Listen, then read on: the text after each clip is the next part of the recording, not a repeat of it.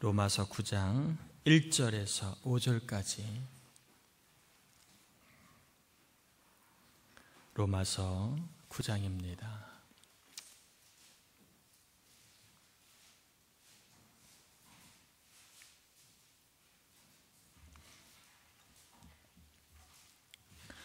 로마서 9장 1절에서 5절까지 우리 한 절씩 교독합니다. 1절, 2절은 제가 봉독합니다. 로마서 9장 1절에서 5절까지 1, 2절은 제가 봉독합니다. 내가 그리스도 안에서 참말을 하고 거짓말을 아니하노라. 나에게 큰 근심이 있는 것과 마음에 그치지 않는 고통이 있는 것을 내 양심이 성령 안에서 나와 더불어 증언하노니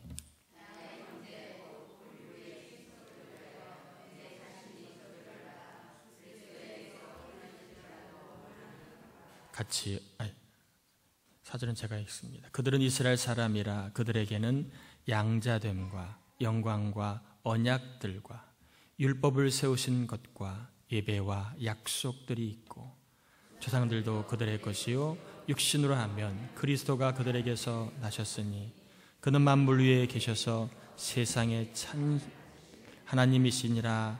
아멘.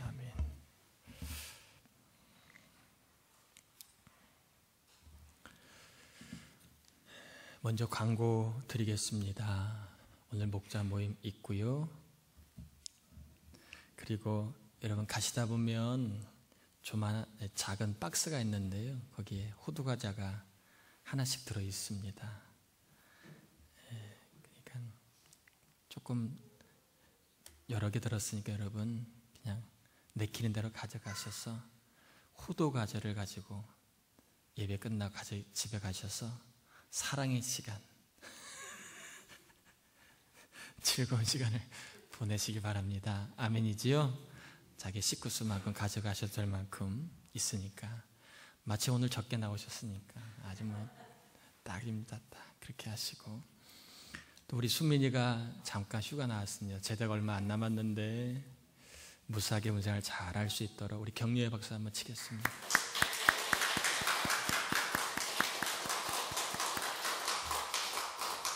우리 오랜만에 우리 이미자 성도님 나오셨는데 보고 싶었습니다. 사랑합니다. 우리 박수 한번 환영하겠습니다.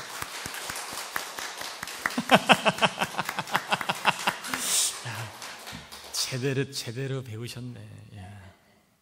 이따 가시다가 뭐 가져가시라고요? 호두과자 여러 개 갖고 가셔도 돼요. 그리고 여러분 기도해 주셔서 노예수 권사님 퇴원하셨고요. 그 다음에 은율이가 퇴원을 했습니다.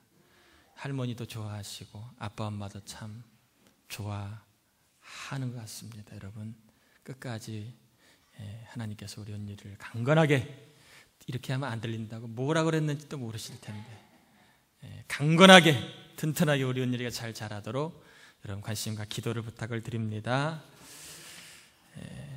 오늘 5월 8일 어버이날이죠.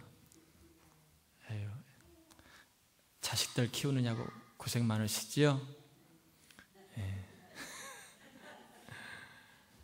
하나님이 넉넉한 위로를 자식을 통하여 꼭 주실 줄 믿습니다. 예배하는 자식은 망하지 않습니다. 기도하는 자식은 망하지 않을 믿고 여러분 대기만성의 인생도 있다라고 생각하시고 낙심하지 마시고 기도의 줄을 꽉 잡으시길 주의 이름 축복합니다. 오늘은 바울의 슬픔에 대한 이야기인데요. 본문의 이야기는 조금 내용이 끊어서는 안 되는 부분이 좀 끊었습니다. 다음 내용이 조금 길어서 끊었습니다.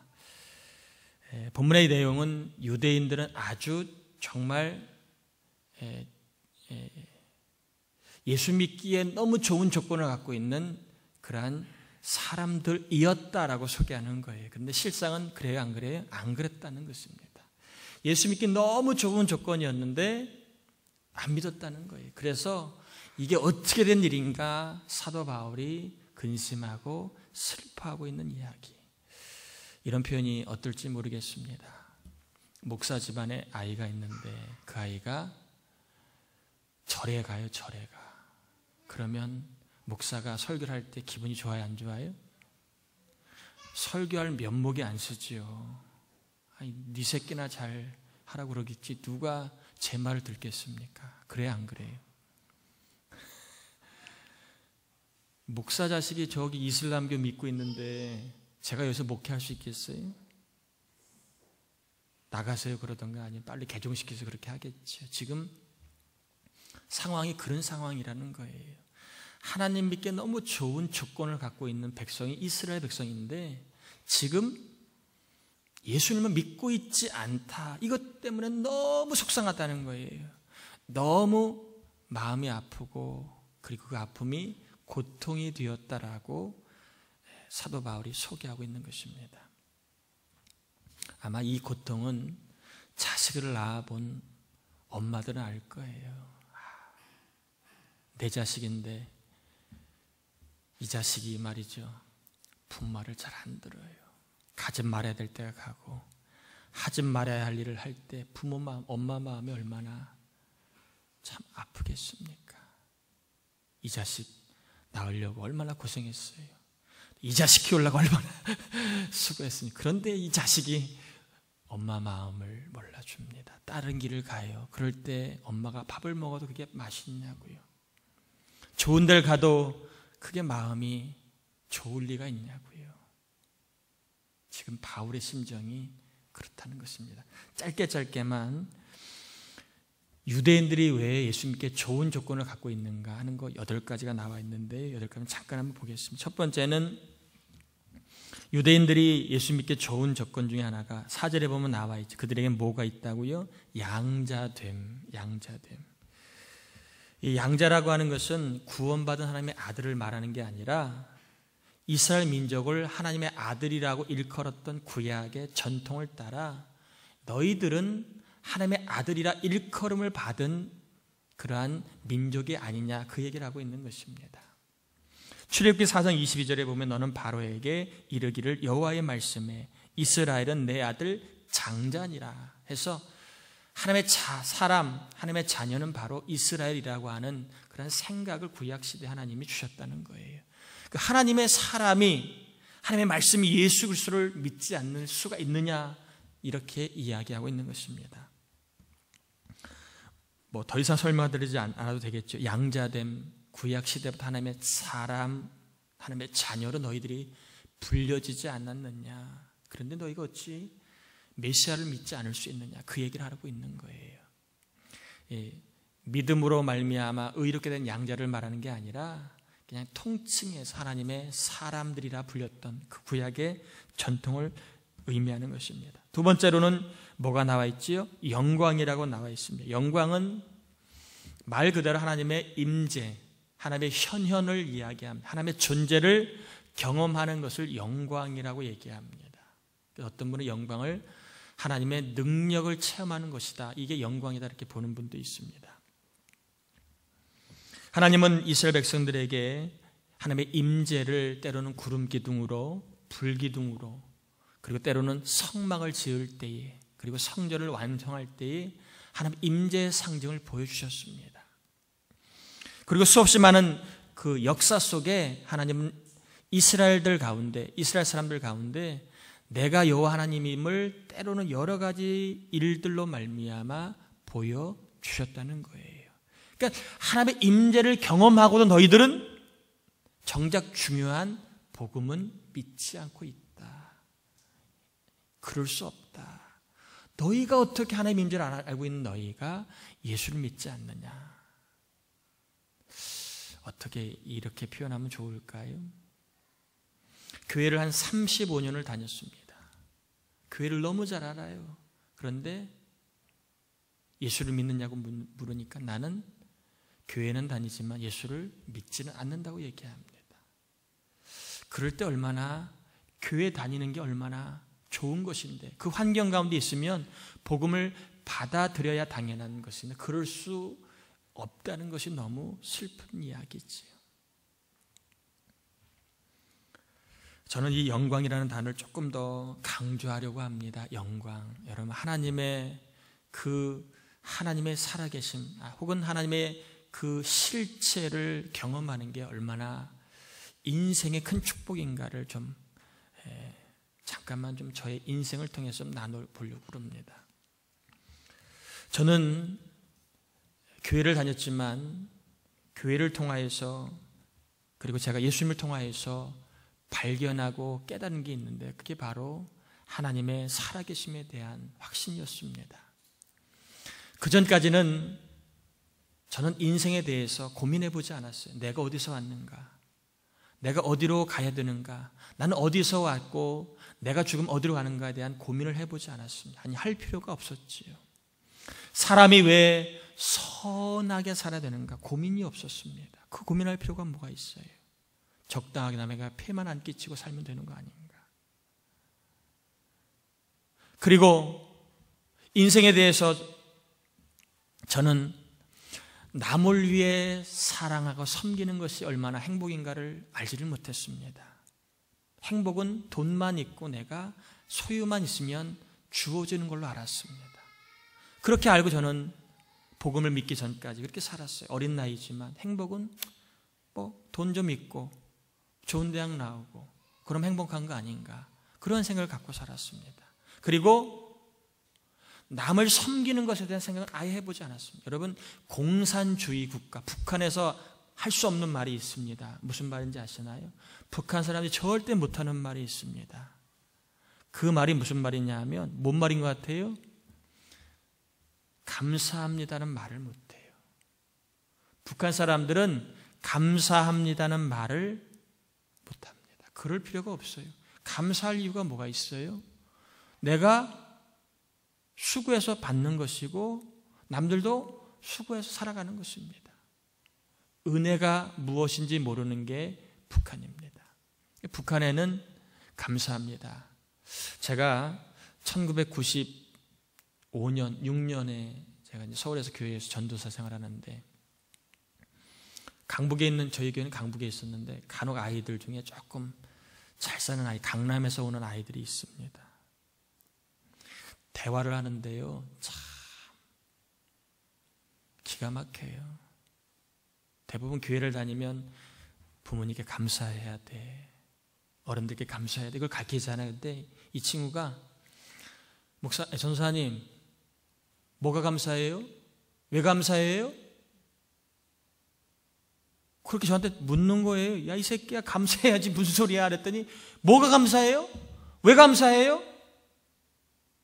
감사에 대해서 이유도 모르고 감사하지도 않았던 것입니다. 여러분, 사람 사이에 감사해요라는 게 없으면 그게 살 맛이 나겠어요?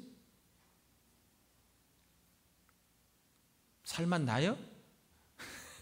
재미없잖아요. 감사합니다는 말이 있어야 윤활유가 되어서 인생도 이렇게 부족함이 있어 넘어가는 거 아니겠습니까? 그러니까 하나님의 영광을 보지 못할 때는 저는 감사할 이유도 없었고요, 남을 섬길 이유도 전혀 없었습니다. 내가 나만 잘 되면 그만이라고 생각했습니다. 그런데 제가 예수 그리스도를 통해 하나님의 영광을 경험하고 나서부터 행복이 뭐냐? 바뀌었어요. 좋은 대학 나오는 거, 아이, 갈 수 있으면 좋지요. 뭐 돈 많이 버는 거 할 수 있으면 좋지요.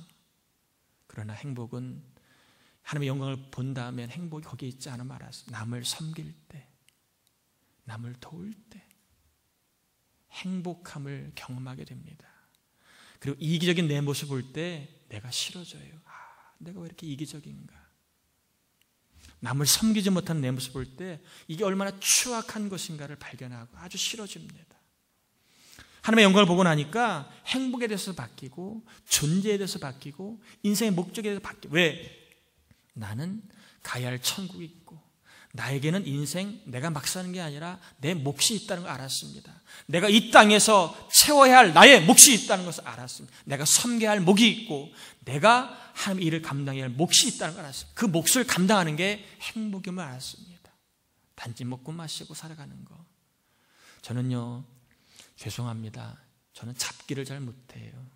제가 대학 때 2년 이상 당구를 쳤는데 실력이 안 늘어요. 게임비 많이 냈습니다, 물어서. 근데 또 안 늘어요. 어지간하면 100이 넘어야 되는데 못 늘어요. 기타를 치는데요, 제 군대에서도 기타 배우고 대학교도 기타 배웠는데 기타 실력 안 늘어요. 안 늘어요. 저는 오락을 잘 안 합니다. 안 하는 게 아니라 오락을 못해요. 핸드폰 게임 하는 거 게임을 안 합니다. 못해요. 재미가 없어서 안 합니다.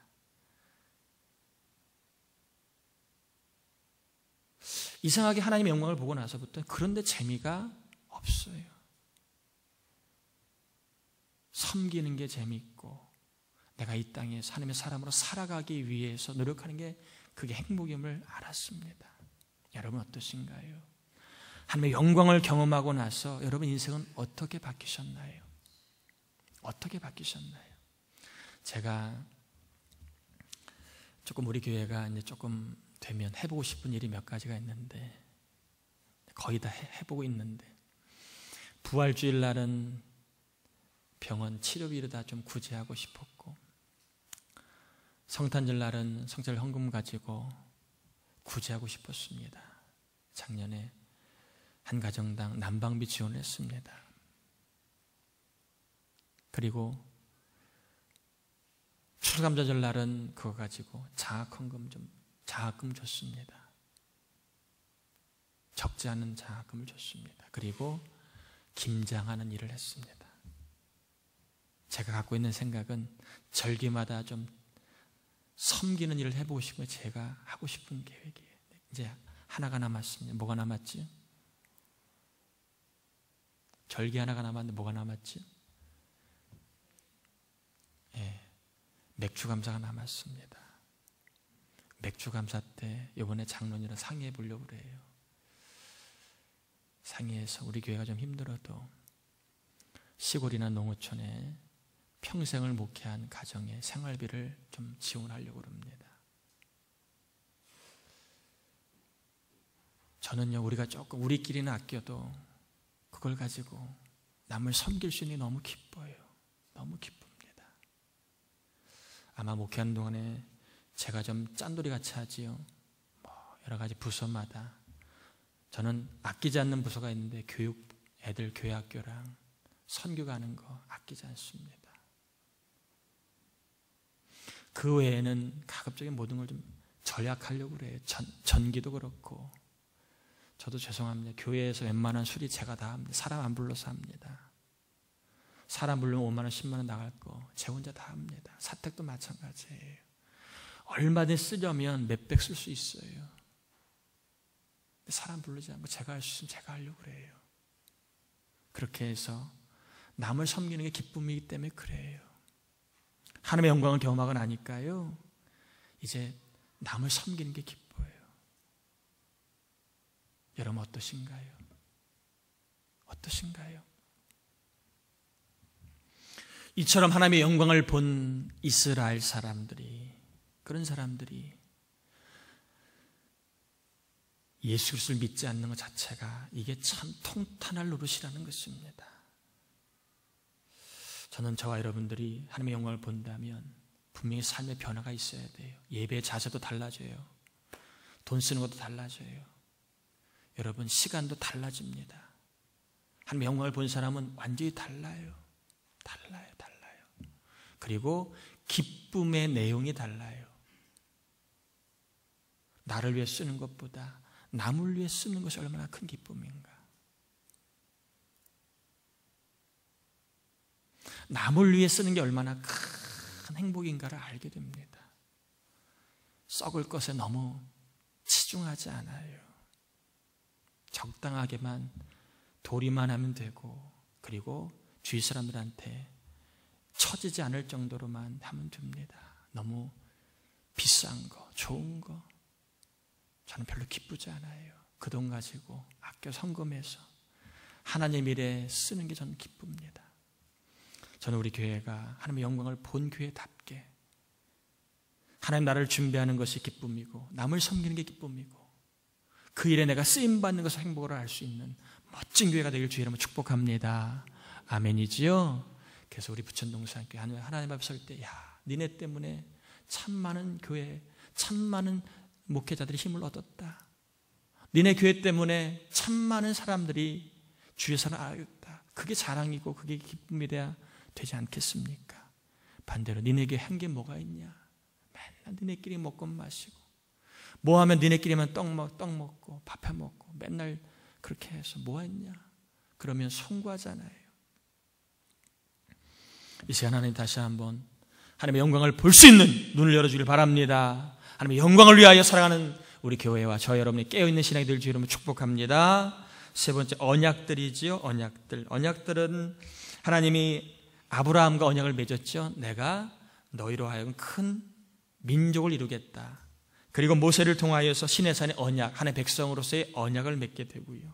다윗과도 사무엘하 7장에 언약을 맺게 되 내가 너희를 영원히 떠나지 아니하리라. 하나님은 수없이 많은 언약을 통하여서 내가 너희 하나님이고 너희는 내 백성이라고 가르쳐 주셨다는 거예요. 그럼에도 불구하고 정작 중요할 때는 메시아에 대한 언약만큼은 나몰라야 한다는 것입니다. 말이 안 되지요. 여러분 제일 답답할 때가 언제쯤 아십니까? 제일 중요한 걸 가르치는데 졸고 있어요. 그럴 때 제일 답답한 거예요. 제일 중요할 때 딴 곳 바라봅니다. 제일 안타까운 거 아니겠습니까? 언약도 마찬가지. 다른 거 다 붙잡는데 제일 중요한 언약, 메시아 언약은 받아들이지 않아요. 그런 것을 보고 바울의 마음이 아팠다는 거. 네 번째로 주어진 게 뭐가 있습니까? 율법을 뭐 했다고요? 세우신 거라고 되어 있죠. 이 율법을 하나님이 시내산에서 모세에게 주셨죠. 친히 말씀으로 주셨고 돌판에 써서 주셨습니다. 다섯 번째, 예배지요. 사랑하는 성도 여러분, 사람이 가장 할 수 있는 아름다운 그러한 그 행동 중에 하나가 예배입니다. 여러분 지금 예배를 잘 드리는 거, 이게 하나님을 최고로 영광 돌리는 거예요. 다른 거 아무리 여러분이 열심히 해도 예배를 소홀히 하고 예배에 여러분 정성을 다하지 않는 것은 하나님을 멸시하는 것과 똑같습니다. 똑같아요. 그러니까 우리가 다른 거 좀 부족해도 예배를 잘 드리면, 성의 있게 드리면 하나님을 참 기뻐하십니다. 하나님은 예배하는 법을 알려주셨지요. 그리고 예배할 수 있도록 분명히 장소와 시간을 알려주셨습니다. 하나님을 만날 수 있는 길을 주셨는데도 불구하고 예수 그리스도 하나님 만나는 길은 유대인들이 도외시하니까 얼마나 깝깝할 노릇입니까? 그 여섯 번째는 약속들이 나와 있지요. 메시아에 대한 약속들이 구약에 얼마나 많이 나와 있습니까? 다른 건 다 붙잡는데 메시아에 대한 약속만큼은 붙잡지를 않고 있습니다. 이러니 이게 말이 되냐는 것입니다. 일곱 번째, 조상들이지요. 아브라함, 이삭, 야곱. 수없이 많은 조상들은요, 메시아에 대한 모형들입니다. 분명히 아브라함의 믿음을 통해 예수 그리스도에 대한 믿음을 갖게 하는 게 목적이었습니다. 이러한 조상들을 통해 예수 그리스도를 믿게 하기 위함인데도 불구하고 이런 좋은 조상을 가지고 있음에도 불구하고 너희들은 예수를 믿고 있지 않다니 참 안타까운 일이다. 그 얘기를 하고 있는 것입니다. 무엇보다 8절에 보면 마지막으로 나와 있는 것들이 무엇입니까? 그리스도가 유대인 중에서 나왔다고 하는 것입니다. 사람은요, 자기 집안에 위대한 인물이 나오면 그걸 자랑으로 여기지요. 저희 시골에도요, 누가 유명 대학 들어가면 동네 입구에다가 네 집 자식 어디 학교 입학 이렇게 써붙여놔요. 써붙여놓습니다. 얼마나 자랑으로 삼는지 몰라요. 얼마나 그걸 또 자랑스럽게 여기는지 몰라요. 우리 자식이 아니어도 우리 동네에 누가나 판사가 나왔다. 우리 동네에 판사가 하나 나왔거든요. 판사님. 저는 가면 쳐다도 안 보네. 그분 가면 동네방네가 다 판사. 저는 가도 쳐다도 안 보더니 자, 인물이 참 인물이에요. 이처럼 우리는 집안과 동네에 정말 귀한 사람이 나오면 그걸 얼마나 자랑스럽게 여깁니까? 자기 집안에 유대인 중에 예수 그리스도가 오셨음에도 불구하고 그들은 예수 그리스도를 자랑하지 않고 있고 오히려 예수 그리스도를 부인하고 배척하고 돌에 잡아 죽였다는 거예요. 이게 말이 되냐는 거예요.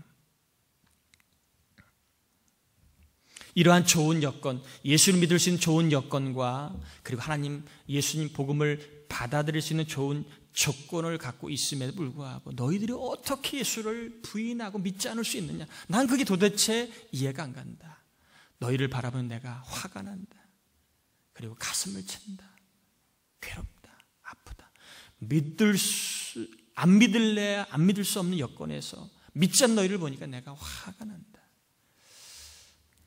저도 요즘에 자식을 보면 좀 화가 날 때가 그럴 때가 있습니다. 이 자식이 성령 받아 거듭나야 되는데 매일 하는 짓이 좀 답답한 짓을 해요. 그럴 때 화가 납니다. 성령 받아 변화되어 빨리 하나님의 영광을 살아가면 좋은데 그러지 못할 때 화가 납니다. 고통이 있습니다. 언제 바뀔까? 언제 예수 믿고 언제 달라질까? 머리로는 알아요. 근데 영으로는 알지 않는 것 같아 지금. 그게 안타까운 거예요. 바라볼 때 때로는 속도 상하고 마음이 아파요. 여러분도 그럴 때가 있잖아요. 함께 살아가는 사람 중에서 또 사랑하는 그 사람 중에서 그 사람이 예수 믿어야 되는데 예수 믿지 않고 예수 믿을 수 있는 좋은 여건임에도 불구하고 믿지 않을 때 그때 마음에 얼마나 때로는 나도 모르게 속상할 때가 있잖아요. 때로는 눈물이 날 때가 있잖아요. 지금 바울이 그런 이야기를 하고 있는 것입니다. 그러면서 바울이 뭐라고 하느냐 하면 이렇게 얘기합니다. 내 마음에 근심이 너무 크고 고통이 너무 오래되어서 차라리 내가 내 골육 친척 이스라엘의 구원을 위해서 내가 지옥 갔으면 좋겠다 그렇게 얘기하는 거예요. 내가 지옥에 가서 이스라엘의 대성물로 죽는 한이 있어서 그렇게 해서라도 이스라엘 구원받을 수 있다면 내가 지옥 가겠다라고 얘기하는 것입니다. 그 정도로 자기 동족에 대한 구원에 대한 열망과 열심이 바울에게 있는 거예요.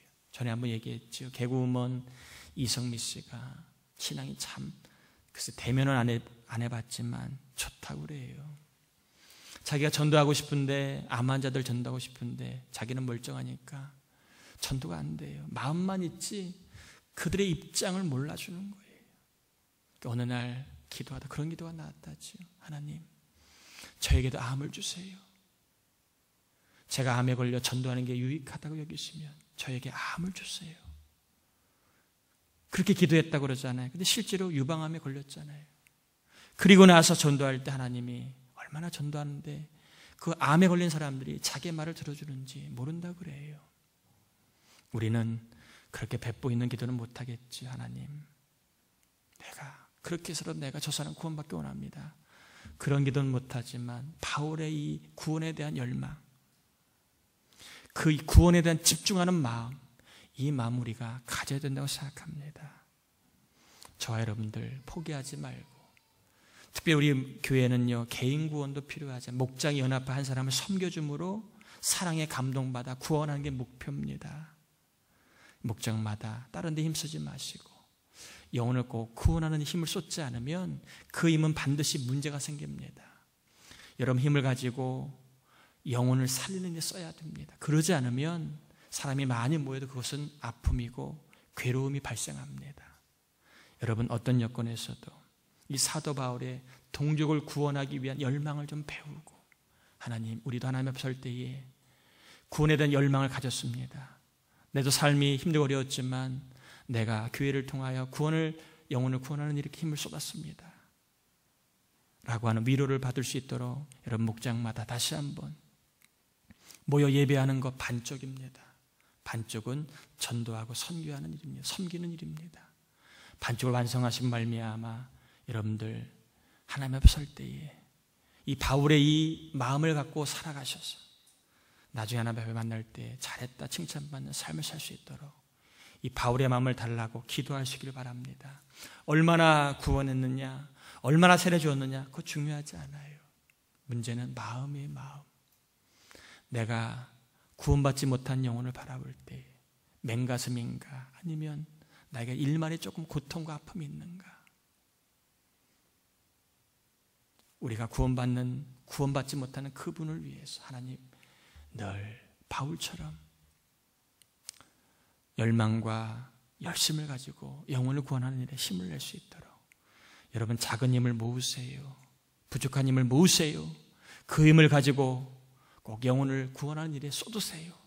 그러면 하나님 영광 받으시고 그 일을 통한 하나님의 구원의 역사가 일어날 줄 믿습니다. 우리 옆 사람과 인사 한번 나눌까요? 하나님의 영광을 보셨습니까? 그러면 전도의 힘을 냅시다. 한 번만 더 할까요? 윤권사님처럼 계속 하시다 보면 그분이 오십니다.